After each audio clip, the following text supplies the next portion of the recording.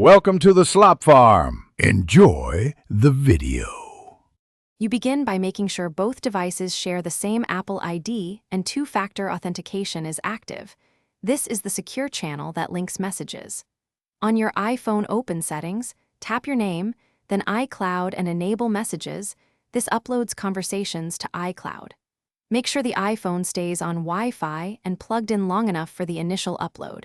Otherwise, only partial history syncs. Once the upload completes, you're ready to enable the counterpart settings on the iPad so the mirror can form. On the iPad, open settings and turn on iCloud messages so it can download the conversation archive.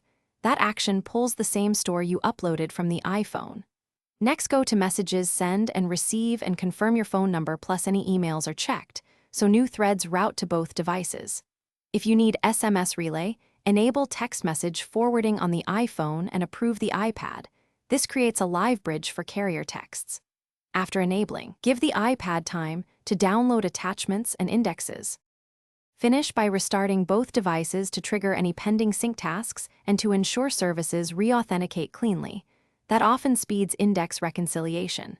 If messages aren't appearing, toggle messages in iCloud off and back on, then restart. This forces a resync. Make sure you have adequate iCloud storage and matching iOS versions because mismatches can block large attachments. One key troubleshooting tip: if sync stalls, sign out of iCloud and sign back in on the affected device after a backup. Thanks for watching. Consider subscribing if we helped you today.